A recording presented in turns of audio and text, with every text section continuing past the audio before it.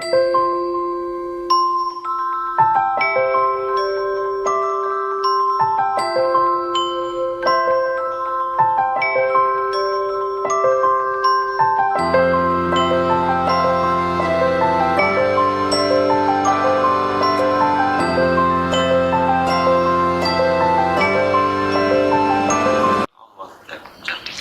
was born in Kenya in Africa, and then I moved to England at the age of 15. I did my high school there, and then after that I went and studied civil and marine engineering. I got my honors degree from United Kingdom. I worked for a consortium of Australian, Dutch and British companies. It was a mega project known as the Thames Barrier. Every 50 years, the city of London used to get flooded. So we had to build a special dam, and we were able to achieve that goal so that the city does not get flooded anymore. It is also now known as a monument of the country. While I was working there, I was also, as a young person, very much into music, and I was a follower of the Beatles group. I used to love the songs, especially sung by George Harrison, because he used to sing love songs. So, and it's natural that love is an inert part of every living entity. And also love is an inert part of the Supreme Personality of Godhead. We understand him as Krishna. Krishna is very loving, and all he's simply looking from us is for love. But while I was young and following George Harrison's love songs, I was not fully aware of the meaning of love. Then one time I heard George Harrison singing "My Sweet Lord." "My Sweet Lord" is actually calling upon Krishna and asking, Krishna to bestow blessings in the form of love on all of us. So that really made me click. And then I found out that George Harrison actually was following a very well-known spiritual personality. Prabhupada was otherwise known as A.C. Bhaktivedanta Swami Prabhupada. And that made me more curious about how the curiosity of spiritual life began for me in intense way. So I got to meet some devotees, and I got some books. And the main book that I first read was called Planting the Seed. Planting the Seed. Yes. Planting the Seed is an amazing volume which describes Srila Prabhupada's journey from the east to the west via a ship. The ship was called Jaladuta. A cargo ship. Yes. During his journey to the west, he had 2 heart attacks. After the second heart attack, here is a Swami at the age of 70 plus. He's praying to Radha Shyam Sundar that, "My dear lordships, if you so desire, you can take me back to the spiritual world. And if you so desire, and then please bless me so that I can fulfill the instructions of my spiritual master."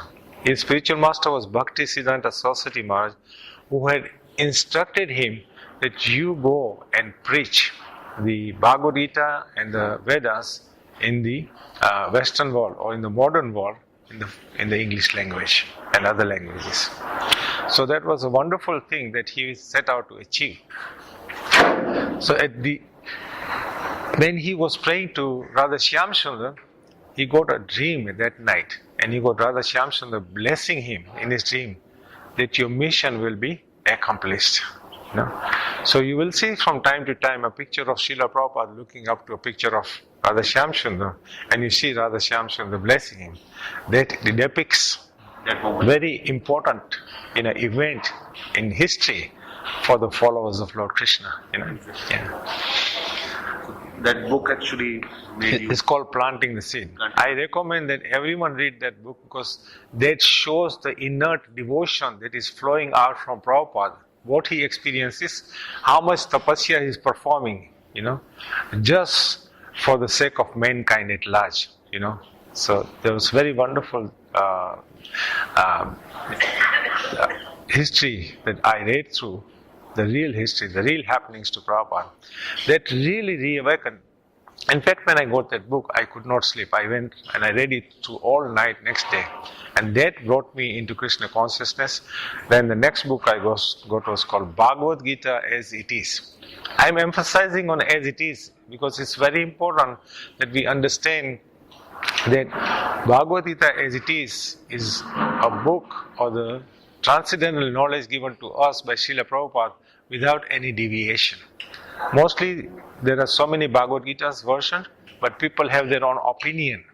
Here, Srila Prabhupada is giving us a direct, a transition of what Krishna is speaking to Arjuna without any deviation, no change, in other words. So, can we come to that moment, that day in your life, when you decided that you will leave all the career, all the things that you were doing in your life, Right. and you will just devote your life towards this? Taking to spiritual life is a gradual process. And as you practice, it's just like in any profession. You graduate, you spend 20, 25, 30 years, becoming a doctor, a scientist, whatever. But the real thing happens when you actually start practicing, So when you start practicing, you start getting realization, But like George Harrison says in one of the books that Srila Prabhupada has written, he's done a foreword. And he explains how important it is to take it to a gradual process. But in conclusion, he says, the proof of the pudding is in the eating. So only when you take the pudding, you realize how sweet it is. Yeah. So to understand the spiritual sweetness, which is eternal, it's not temporary. You take a rasgulla, you eat it for a few moments, you experience the sweetness. But you want to experience that sweetness which never stops. It only grows. So when I read that script by George Harrison, then I wanted to experience that sweetness. So I was actually studying Bhagavad Gita. I was going and listening to lectures being given by saintly people. I started practicing.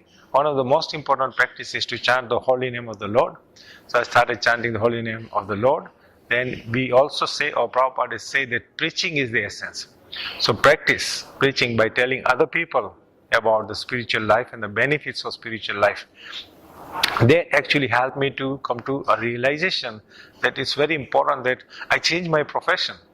A profession from civil and marine engineering and just constructing buildings, which will be meaningless to me after I leave this body, as to changing to a profession where I can still do construction, I can develop temples, I can develop museums depicting the importance of spiritual life to humanity at large.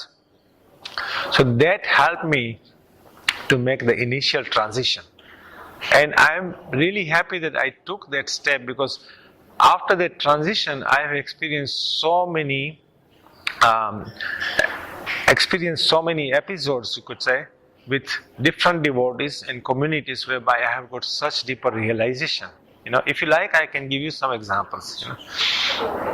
So the first example was one Mataji who's practically 20 years older than me. We used to do service at Bhaktivedanta Manor, and Bhaktivedanta Manor is a mansion donated to Srila Prabhupada at ISKCON by George Harrison himself. So this Mataji, she came to India, and I was at that time helping to construct the Delhi temple, which is also now a monument. You may be happy to know that the Delhi temple in east of Kailas is also a monument, and that every tourist bus that leaves to go to the Pink City or goes to Agra, they actually stop there first so that they can get some spiritual enlightenment. So this Mataji, when she came to India, she came to my office and said, "Beta, this time I don't want to go back." In inverted commas, to point to note here is that there is an inert voice. We call him Paramatma. Paramatma is always seated within our heart, and he is guiding us. So Paramatma was telling her that this is your last journey now, so please go to Vrindavan, because you've done so much service to me and I want to bless you. See the form of blessings. She came to Vrindavan, and I get a call 2 days later from her daughter, and she's telling me that Beta, Ma's calling for you. So call Beta and tell him to come here straight away. So I said, what happened? Because she was healthy, she was speaking. And then she told me that, well, we just took her to Mathura hospital because she was feeling sick. And the doctors have told us that she doesn't have much time to live. Maybe a day at most, and it could be as soon as 8 hours. So I immediately dropped everything. I came here. We had devotees in this very temple sitting around her and chanting the holy name. We were doing kirtans. We had all the children from Gurukul. We had devotees, brahmacharis and grihasthas sitting around, because whenever we are aware that a person is going to leave the body, in other words, the soul is going to depart from the body, the most important thing to do is to chant the holy name.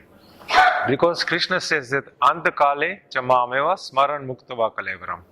At the fag end of life, anyone who remembers me will come to my eternal abode, and they will not have to change their bodies anymore.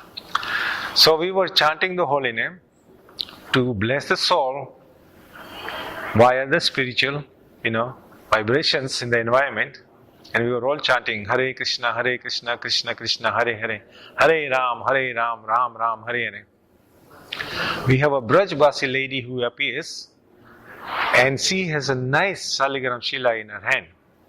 And she takes this Shaligram Shila and she blesses the lady, Mata, who's lying on the floor. And here is another example of an inert voice telling. Her daughter was sitting next to her right at the, on the side. She gets this inert voice telling her, tell Ma that Giriraj has come to take you personally. This is the best moment. You should leave now.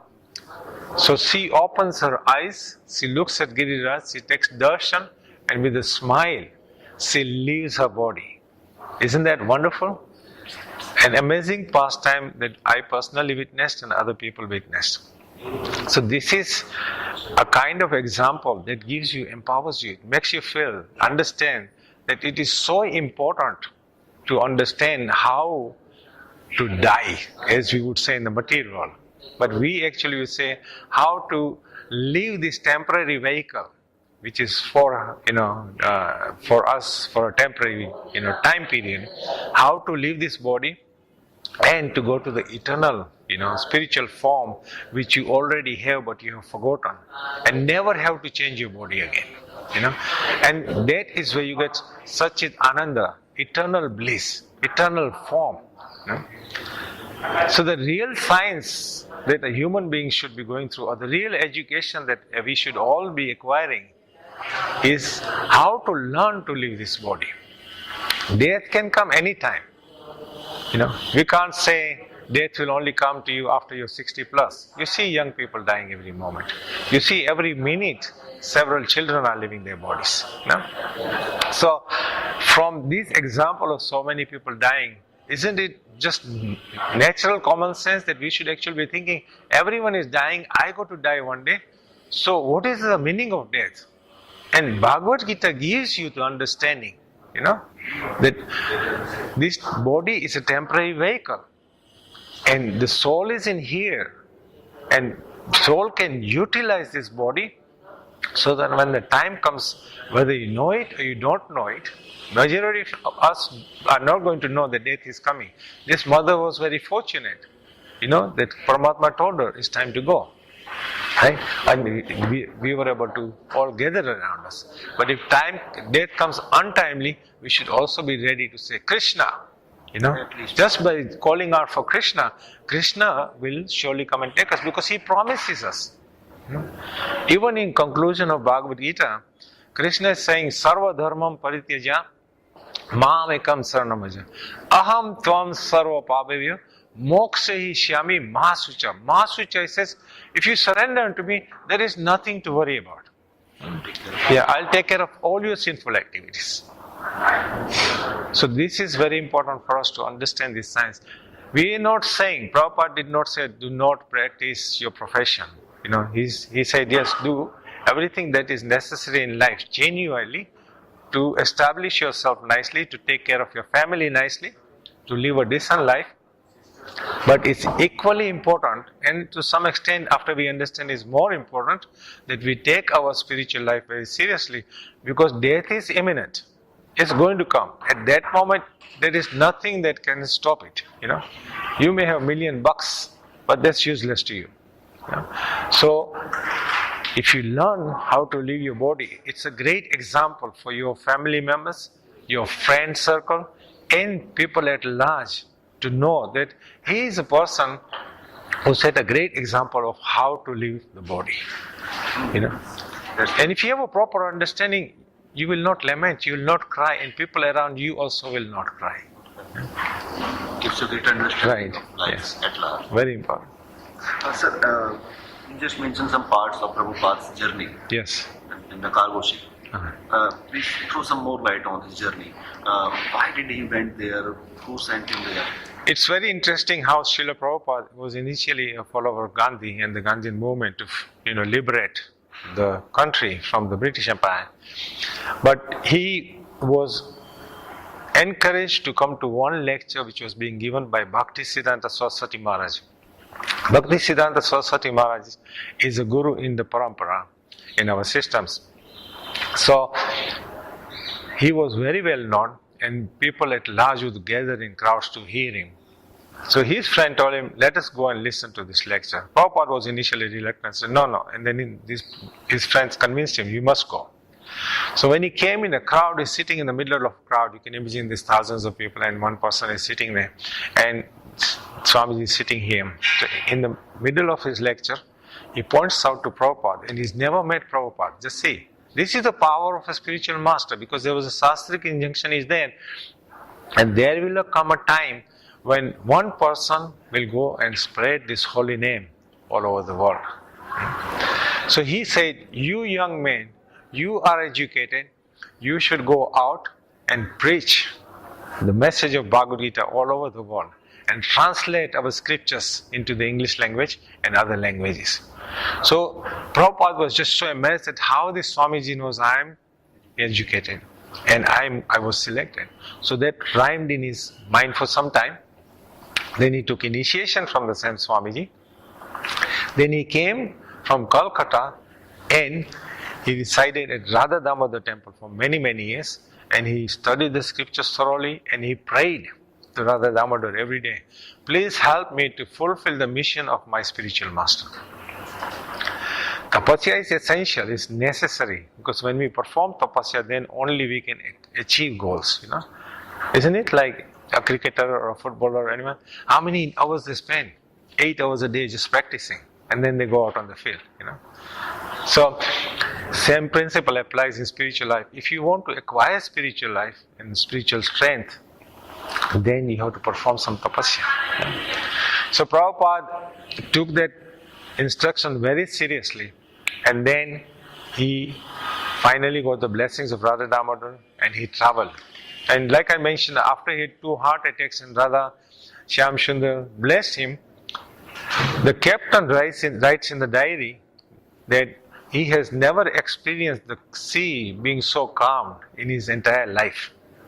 So wherever they were in the middle of the sea, after that, the rest of the days, the journey was like the water was completely steady. No waves, no tides. So that was a wonderful experience. And then when he arrives in America, he does not have a place to go to. He is on the streets practically. And he goes to New York and he goes and sits under a tree. It's now that park has become famous because of Prabhupada. It's called Tompkins Square Park. If you ever get an opportunity, you go there, please visit there. You will see this one tree. And you'll see garlands being put on that tree every day. Because Prabhupada called that tree as his house. Yeah. In the previous times, even 300-400 years back, there was personalities like Sanatan Goswami, Rupa Goswami, and other Goswamis who were blessed by Lord Chaitanya himself, who came here and helped us to revive the Braj. Because of the Mughals, the Braj had almost disappeared. But Chaitanya Mahaprabhu comes himself personally, re-establishes Radhakund, Shyamkund and 12 forests. Then he goes back and instructs the Goswamis that now you please go, re-establish the temples, re-establish the scriptures, start the preaching. And when these Goswamis came, this Braj was really a Braj, forest area completely. They were staying under the trees, or on the bank of Yamuna. So similarly, Prabhupada is now in New York, sitting under a tree in a park, and he just has kartals, he's playing kartals and singing, and people will gather around him, and then they will listen to him. These were hippies. They had never heard of Krishna. They had no idea of spirituality. All they knew was eat, drink, and be merry. For tomorrow we will die. At least they had the slogan, for tomorrow we die. They had some concept that death is imminent. So Prabhupada was sitting under a tree and preaching, and then at the end of that day, one gentleman who, by the name of Michael Grant, he asked Prabhupada, where is your home? Where do you stay? So he said, this is my home. Initially Michael thought Prabhupada is joking, but then as he conversed more, he realized that this Swami is a real yogi, and he doesn't have a apartment like we all do. So he invited him to his apartment. He actually gave his apartment away to Prabhupada, and he rented another apartment. That is how it started. So you can see the power of a sannyasi, a power of a Swami who is already empowered by the Supreme Lord himself, the Guru and Parampara, that he was able to, convince people in one moment. I'll give you one very nice example. A 19-year-old African American, he gets a paperback book by Srila Prabhupada, and he starts reading. This is in the streets of Washington. And he reads a couple of pages, and immediately he feels, I must meet this person who has written and given this science. So he looks at the back of the book, and he gets the address. He makes his way from Washington to Potomac, which is like half an hour drive or 40 minutes drive, and he finds the place. He comes in. He comes into the temple room. He sees that everyone's taken shoes off. So he takes his shoes off. He comes inside. He sees there's a long queue of people doing something. He looks at the queue, and where is the queue ending? There is a Vyasasan, and Srila Prabhupada himself is sitting there. So he joined the queue, and he saw what everyone was doing. Remember, he is not Indian. He is African American. He has no idea or concept of spirituality as per se. So he followed, and then this is the inverted commas. He goes and pays respects to Srila Prabhupada, like we pay full dandavas. And then he gets up, because Prabhupada was giving everyone some mercy. He was giving everyone some Mahaprasad. So he puts his hand out to receive the prasad, and at that moment he said, I looked at Prabhupada, and Prabhupada looked at me. We exchanged like eyes, And he said, that moment I felt the transformation. My whole life changed. My whole life changed from that time. And then gradually, he started practicing, and he became a devotee. So, when we talk about Guru and Parampara, and especially a bona fide Parampara like this, and a bona fide spiritual master like this, they are completely selfless personalities. They are only here to give us blessings, to give us guidance, to give us knowledge. Gyan is important. Then when you put it into practice, then Vairagya comes. See, to learn how to detach from the attachments that we have. It is the attachments that we accumulate in our lifetime that stops us from understanding what death means and how to act, or how to acquire the art of living this body at the time of death. So we can see from now, you can see if you come to ISKCON temple in Vrindavan, or as you go worldwide, you can go on YouTube also, and you can just put Harinam in Moscow, Harinam in Nairobi in Kenya, Harinam in Auckland, or Harinam. You will see devotees traditionally who are original devotees from that country or citizens of that country. They are chanting and dancing. They are wearing dhotis and kurta. Why thousands, hundreds and thousands of people are doing all over the world? Some of them are simply reading a book and the transformation is coming, And just before I came to Vrindavan, I met one young gentleman. He was a butcher. Every day he was cutting meat. Then one day he found a piece of paper in a garbage can, which was one page of Bhagavad Gita. So he started reading that page of Bhagavad Gita. And the next thing is he ended up at our temple. And he came to the temple, he said, I want to know what this book is and can I have a copy of this book? So we gave him a copy of Bhagavad Gita, and then his whole life changed. Not only stopped killing animals, he stopped eating animals. Because once you understand the science, then it's easy to follow. Our humble request and Prabhupada's humble instruction was this: please acquire the knowledge and understand it properly. Not sentimentally, but understand it properly. If you understand the science properly, then you don't need so many other people telling you how to become a spiritualist as well as maintain your worldly life on daily basis, So this is Srila Prabhupada. This is what Srila Prabhupada. He transformed hippies into Krishna devotees. He went to Russia, he transformed the Russians into Krishna devotees. He went all over the world. He was so much empowered that like some of his disciples, he told them, now you go to China, you go to Japan, you go to England, establish Krishna consciousness there. Just like he was empowered by his spiritual master, he empowered just in one moment his disciples. And they were able to go all over the world and establish, Krishna consciousness or spirituality as taught to us by Lord Krishna himself in Bhagavad Gita. Sir, my last question to you. Yes, sir. There is an urge in every human being for that truth of life, to know at least what I am doing here, why I am here, what is all this. Right. So, in this journey, are you satisfied now? Do you have that? Do you found that in Gita or Prabhupada's guidance? Do you have that light? I will again refer to George Harrison, who gave me a kickstart that the proof of the pudding is in the eating. So I've experienced such wonderful times. I'm experiencing such happiness. For me, to rise at 2:30 or 3 in the morning is a natural thing. I'm looking forward to the next day when I go to sleep. I'm looking for the next day so that I can rise early and I can chant and be happy. Prabhupada gave a slogan saying, chant and be happy. It's not just a statement, because as you chant, you get it closer to realizations which helps you to understand Krishna better. And then you connect to Krishna.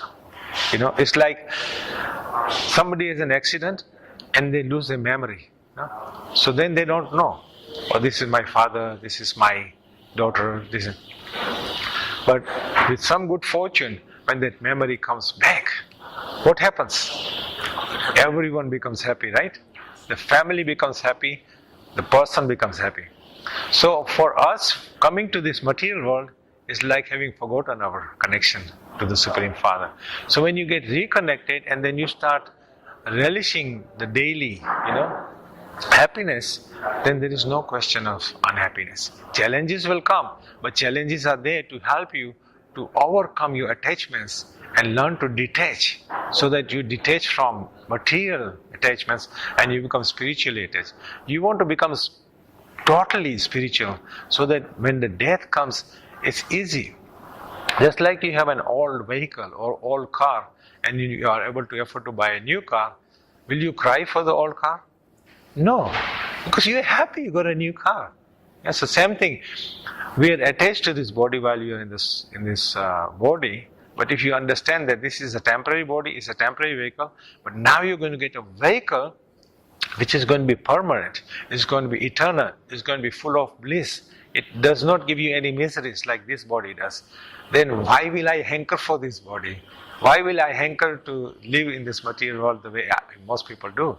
So I'm already experiencing that happiness which is going to transcend me to eternal happiness. So certainly, very happy all the time. Hare Krishna.